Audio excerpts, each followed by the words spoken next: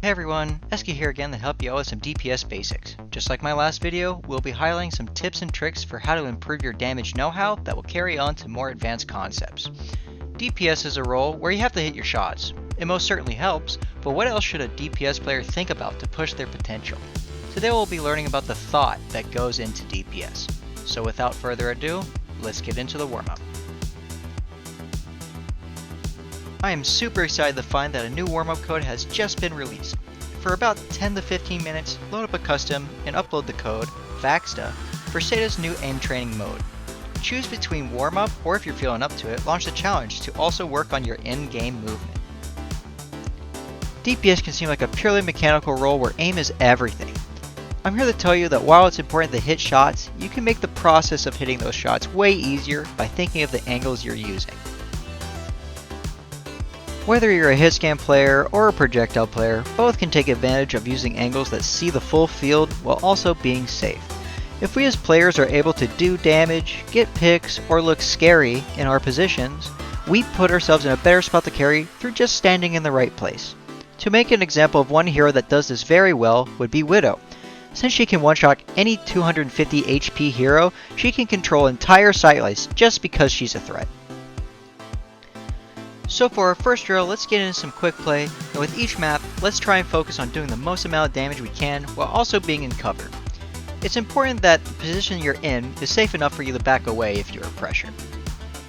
Secondly, there's a certain mistake that I see a lot of newer DPS players make. Sometimes playing DPS is not about getting the kill. What do you mean by this, Eski? You want us to let them get away? No, some characters like Tracer and Genji, you need to be able to pick your fights. Meaning that if you're able to get the other team to look at you and dump their resources into the person that you're trying to pick off, then the rest of the team can put their resources into the front line or whatever target they're going for. So for this drill, we'll be focusing on flankers such as Tracer, Genji, and Sombra. While you're playing, make sure to keep an eye on your abilities. An example, if you are chasing someone as Tracer and you find yourself with only one blink, use it to leave the fight and get your abilities back to maybe get the kill next time you approach them. Now that we've done a bit of picking our fights, we can take a sneak peek into a future topic. There is a concept of something called lanes in Overwatch, or angles that someone could use to shoot at you, or just route around you. Using the positioning offered by these routes can make it easier for your team to push, just because their eyes are on you in these lanes. Take what we have talked about with shooting from safe positions and picking what fights you want, to push your value further by looking for small off angles. No, this doesn't necessarily mean you go full onto the back line, but think of it more as like 45-degree angles on where the fight is happening.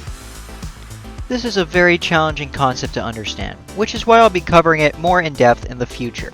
But for right now, understanding how this changes play is important. Try it out in a couple of quick play games to see how it feels. We have covered the very basics of what a DPS player should do in order to push their ability to the next level.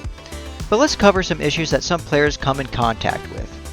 While aiming is a big part of being a DPS player, remember that you can do more if you put your aim and your brain together in order to decisively dismember your opponent. It is also important to avoid what I like to call tunneling, where you will hyper-focus on an enemy that is low so much that you will put yourself into danger. Remember that if the enemy runs away, they aren't in the main fight anymore. Look for the next vulnerable target to continue your pressure. When it comes to DPS, it's important to click heads and get kills, but what is more important is to know what to think in any situation. Whether that's your positioning, future plans, or coordination with your team, practice this way of flexible thinking in your gameplay to help push yourself further. As always, I will say, do not feel discouraged if this takes time to develop, because it will take practice to understand when and how to do things. It is important to feel out your own playstyles because everyone thinks differently to an extent when it comes to their own gameplay. If you have any questions or comments, please leave them down below or DM me on the Game Gym Discord. For now, this has been Eski with Game Gym. I hope to see you in the next video.